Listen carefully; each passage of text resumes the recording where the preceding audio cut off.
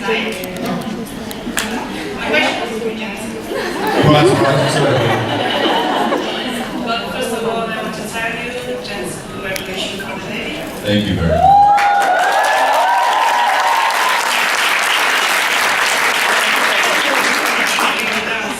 Because this moment right now is my supernatural time. So I just want to thank you for making my dreams come true. Yeah. Take notes of that.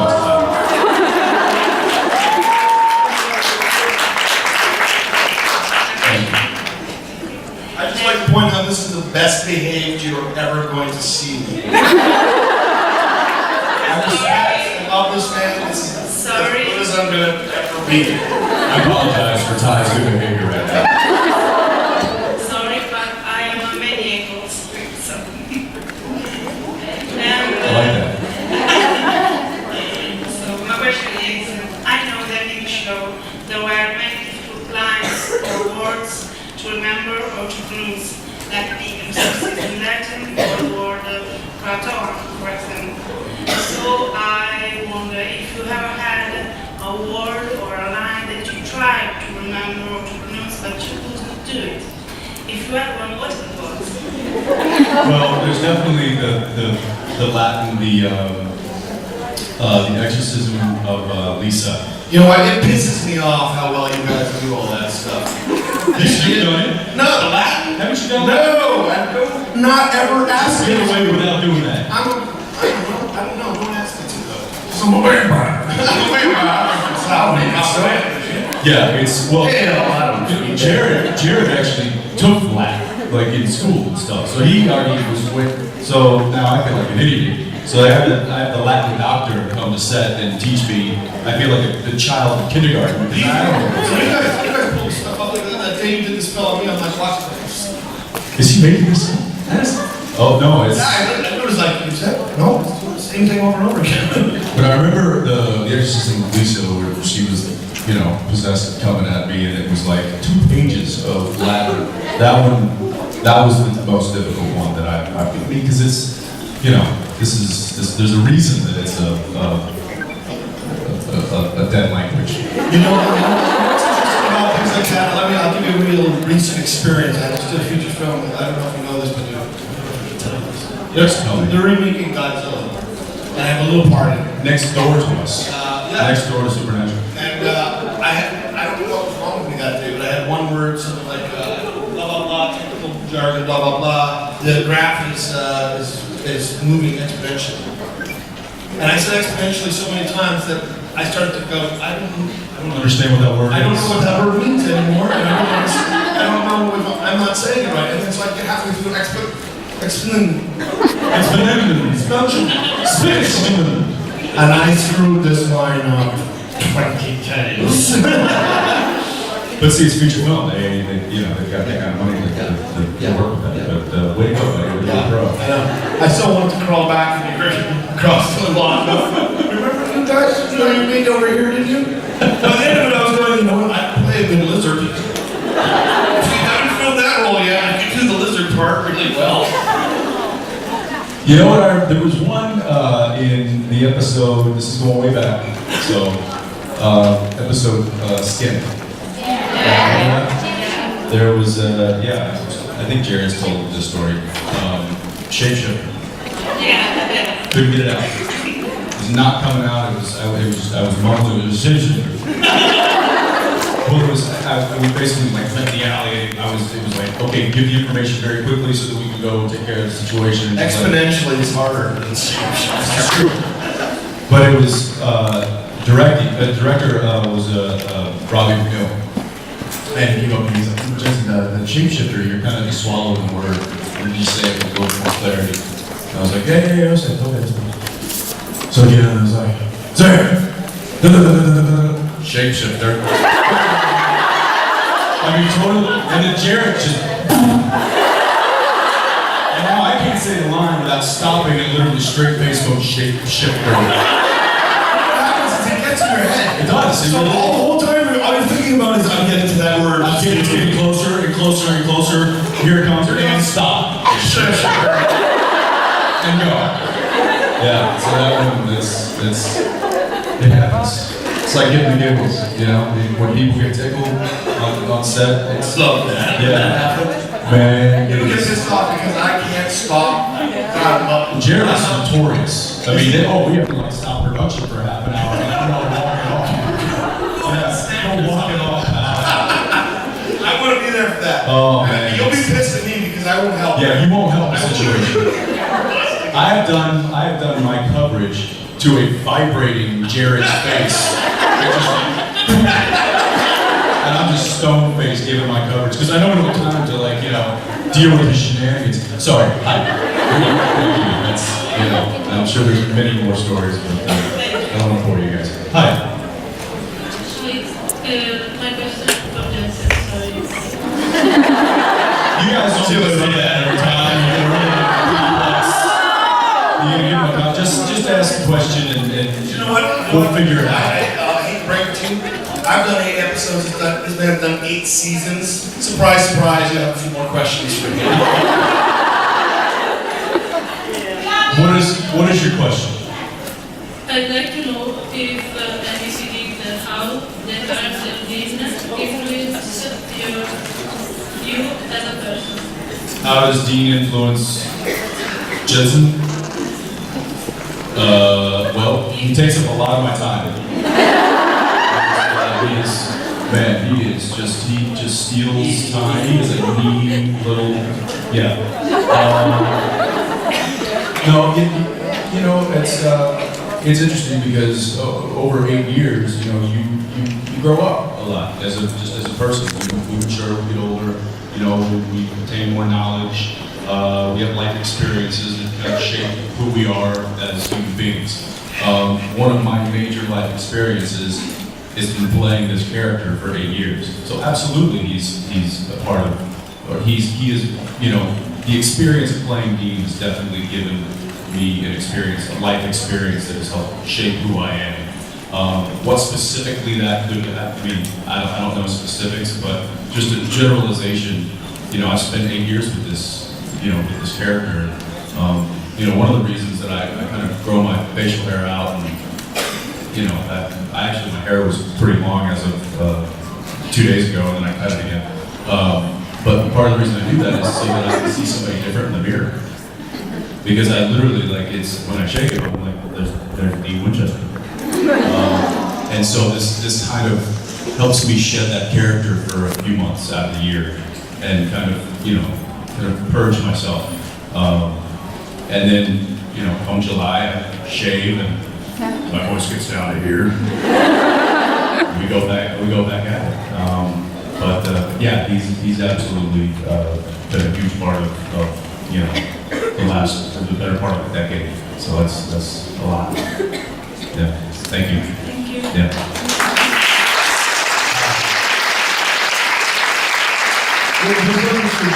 This is from Ty. Thank you. All right. I'm gonna get a drink more.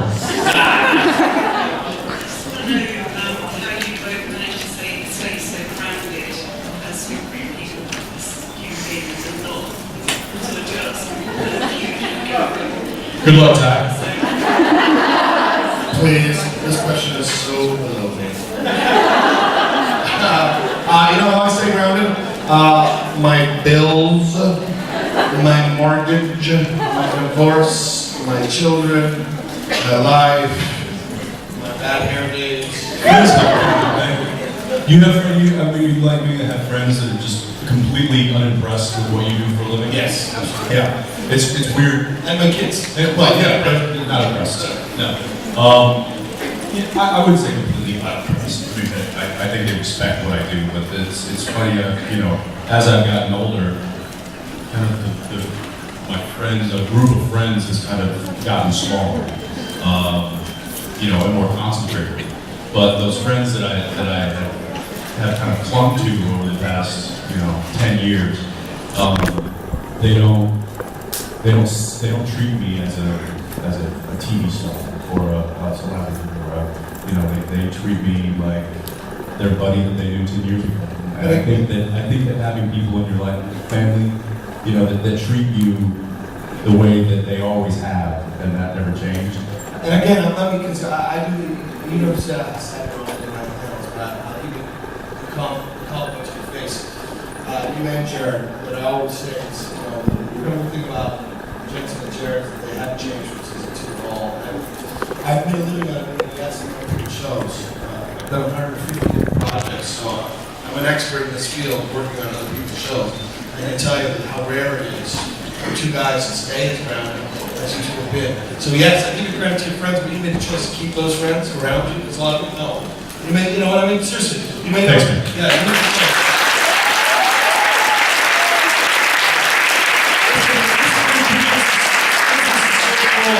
People rumors and you know and everybody wants to talk about ugly things and you know shoot somebody on the beach when they're 30 pounds overweight and shoulders. Nobody wants to tell you the great things that people do. So I think I try to make a point of doing that, and so I sincerely mean that about these two gentlemen that work on the show. I've been doing this since 1997 and never had. I'll tell you my Jensen story. Don't let your head blow up. I'm not listening. I've never had once the star of a show come up to me and say, or first of all, the AD come up to me and say, Jensen wants to know if you want to shoot your stuff first or his stuff first. Never, not once. 145 projects, I've never ever had that. I'm like, I literally was like, I'm ready to do it in any way you want. That's very nice. Half an hour later, Jensen comes over and goes, hey dude, wanna run your lines? It was all my dialogue. The last thing he really wants to do is run a fucking scene with me when he's got 5 lines in the scene.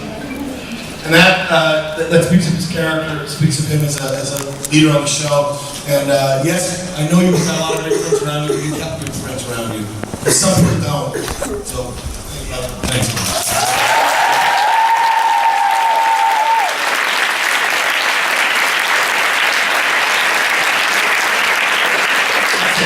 That's all I want. Thank you. Hi. Hi, my question is for Jensen. First thought, I'm gonna go get us some beers. Yeah, okay. Shall I do that? first thought I want to say you, I love you, you're a really great actor, and see you is my dream since 15 years. Thank you. I would like to know if you're not tired to play Dean Chester since 8 years. So, what's the question? I didn't get it. You're not tired to play Dean Chester since 8 years. Oh, am I tired of playing Dean Winchester?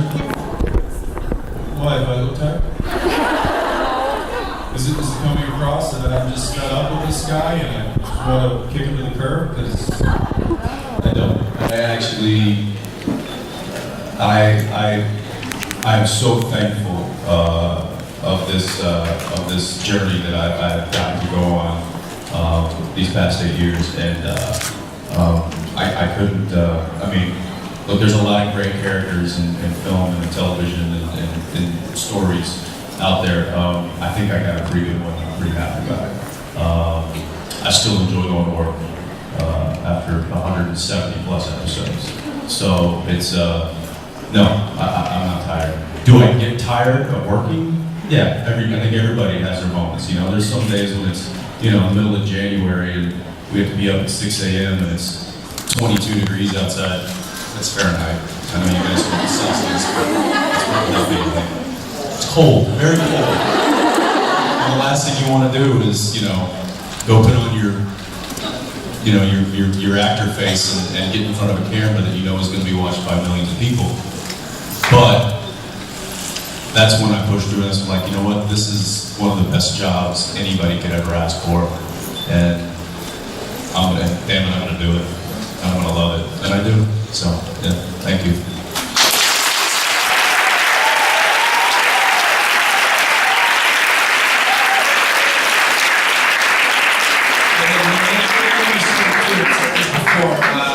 You know why this show's done 8 seasons?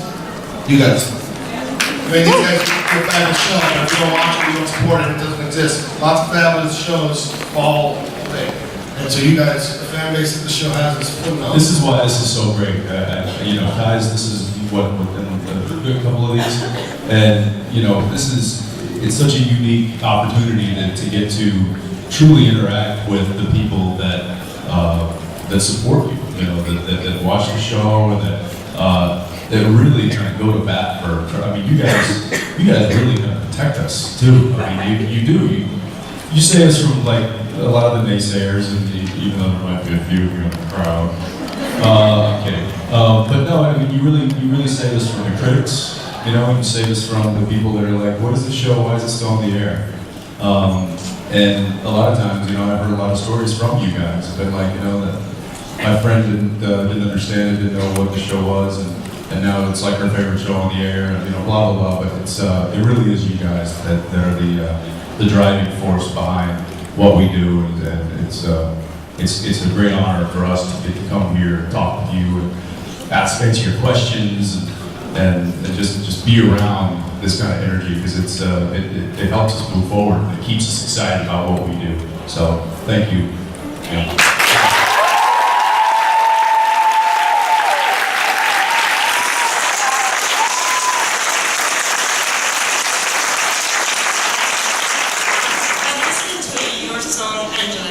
And I was wondering what is its story and its meaning both in general and for you in particular.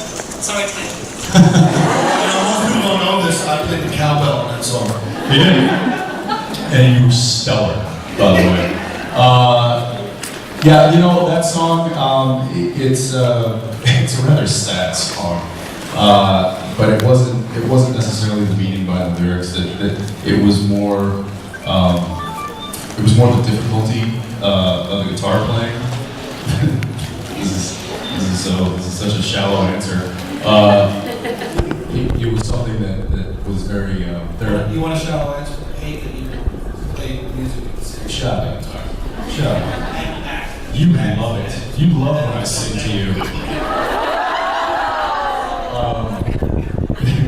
It's when I would come home from a long day of work, you know, up in Vancouver, and I come home to, you know, to an empty apartment. And one of the things that I do to kind of unwind and relax is I just sit on the couch and pluck my guitar. I don't sing because I don't really care for the sound of my voice very much, but so I literally just sit there and play the guitar. And that was a song that I learned.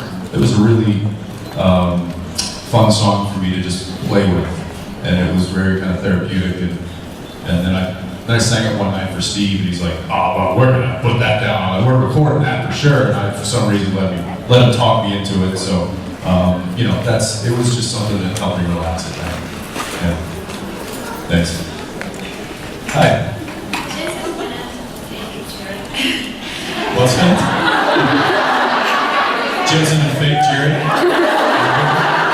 Nice.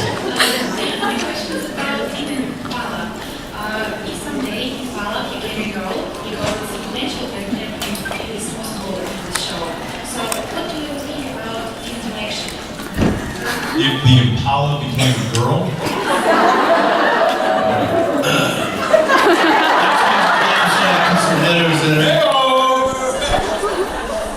That would be one sultry fix in that thing, wouldn't it? Yeah. Yeah. Dean might have some mixed feelings about that. It would be, yeah, I don't know. I'm not sure he would know what to do with that. I mean, I'm sure he would have instincts telling him what to do. Just as long Grab as... the wheel and hit the gas. Hey!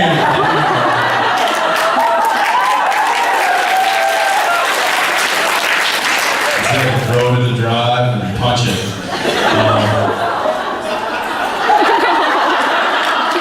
Yeah, that came out wrong. Sorry. It's a Sebastian moment for a moment.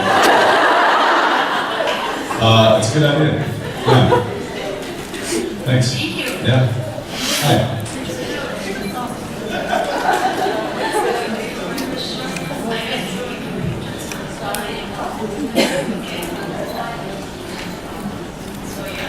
She's so bossy down there. Want to see something that's right? Give me a packet. What do you got? Did you draw this? She made it. Look at that. I don't feel right if I don't break rules every half hour or so. It's a drawing of me and my wife. Thank you. Yes. I'm fired. Was there a question? Okay. Okay. What do you both have in common with your character? We both look alike. That's the go-to question. And go-to answer there. I don't know, Ty? Oh, this question always creeps me out. Because I have way more of them than I like to get sometimes. I think the overpowering thing about Benny is that he exists in a world outside of what everybody else exists in. He doesn't belong. The vampires doesn't belong to humans. And neither do I. They don't belong to humans either. I've always felt that I was born in the wrong time zone at the time, era. I'm a little out of place, a lot of time. People don't always get me. I don't always. I still don't get him. Yeah. I'm confounded by things that people think are so important, and then other things. Yeah. So that's for me. That's the biggest thing. Is that I feel like I know exactly what it's like to be floating in a world that you don't quite belong in. Ty came in and did just, I think you will agree, did a fantastic job. And I mean, it wasn't like the character, had to kind of develop. I mean, he came in and was just like, boom, that's Benny, that makes sense. And there was instant chemistry between the two characters, and that of course fueled multiple episodes. And not to brag too much about him, but it's, and I told the writers this, it's one of my favorite storylines to date is the Benny storyline. I just love the complexity of which it was, and how it happened, with what it did to the brothers' relationship, how it really kind of, contradicted everything Dean believed in, but at the same time, there was a friendship there that superseded, what should have been done. And it was really easy when he came in because he nailed the character. He had it down from the get-go, and we immediately were just like, wow, this is a cool chemistry between two characters, and it's really fun when two actors, who are relative strangers to each other, get on set and then just start flowing. And we really did. I mean, he and I just started. It was just like, it's like.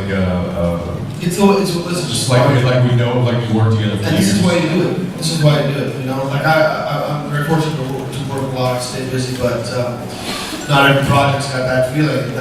Most projects don't. And I remember being on, even being on the Godzilla set, making a good living, doing what I love, having fun. Great people, great experience, but being longingly thinking, okay, I'd love to do another supernatural episode.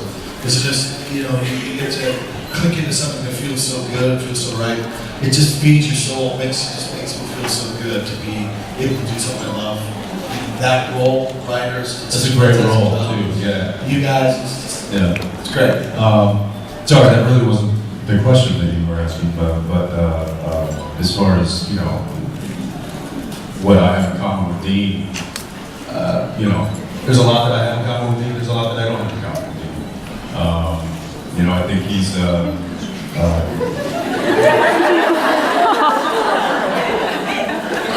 on remote control? Please tell me it's on remote control.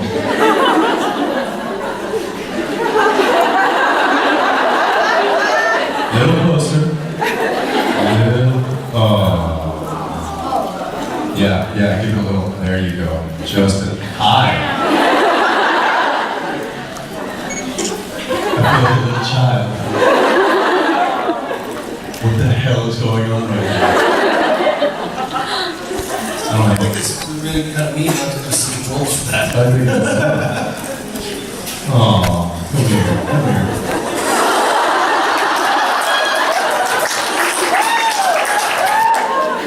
Anyway, next to the question. That's one thing Dean and I have in common. We're on sites. Hi. Sorry, I'm moving first, that's the first mention. So I was about Dean's phrase that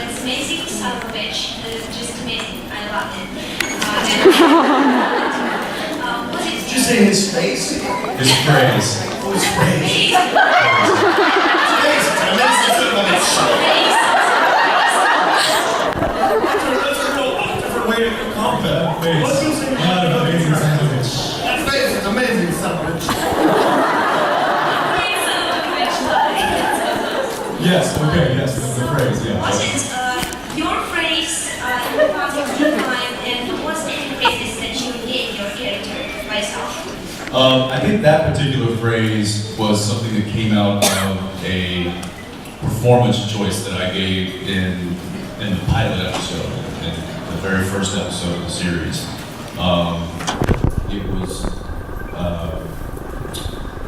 It was on the bridge, car, and after I climb up out of the river covered in mud, and it wasn't written that I yelled, it was just written that I say it under my breath, and I instead decided to yell it, and the writers really liked that, and I think that they kind of, Kripke was like, oh, that's the phone there, this is a nice catchphrase for Dean, so, and then, so a lot of that stuff just kind of happens organically, like I didn't intend it to be that, I don't think Eric intended to write it as that, but then when we put the two, my performance and his writing together, something really clicked, and that was one thing we did. Thank you. Thank you. Hi. Ciao.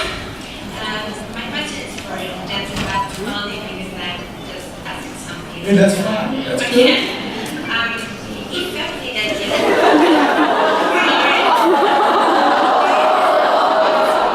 He's just a big teddy bear.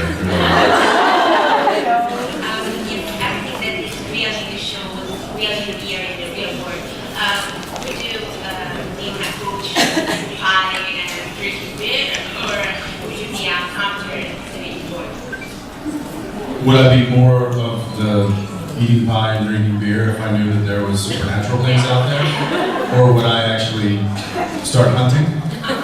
Gosh, the pie and beer sounds really good. Acting's a pretty cushion job.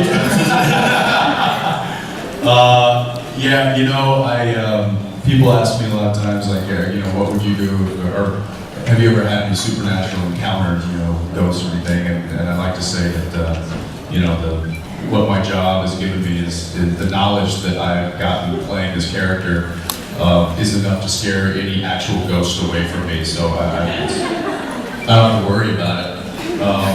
Of course, which is probably a false sense of security, but yeah, I don't know. You know, it's I think that if I had to hunt in real life, I'd take solace in the fact that I've had 8 years of practice. My question for you is.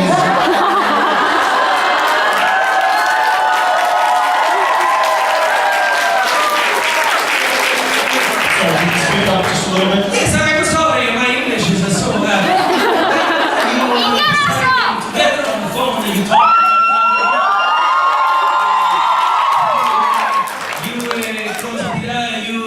You talk to each other on the phone every day before coming out to decide what to wear the same shirt.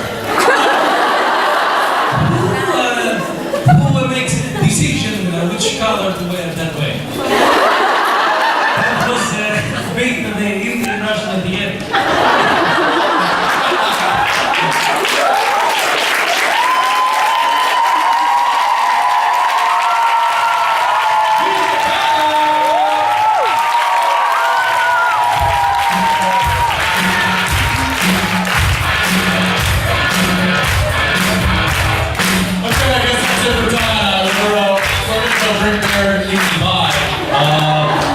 You guys are awesome. I think I gotta send some autographs or something. And, I know you're in line for me, right? I have no idea. You got like a book. You got like 5 things that I have to sign for you, don't you? Yeah. Right. Yeah. I'm not signing your butt. Once? I'm not doing it. I know you get tattooed.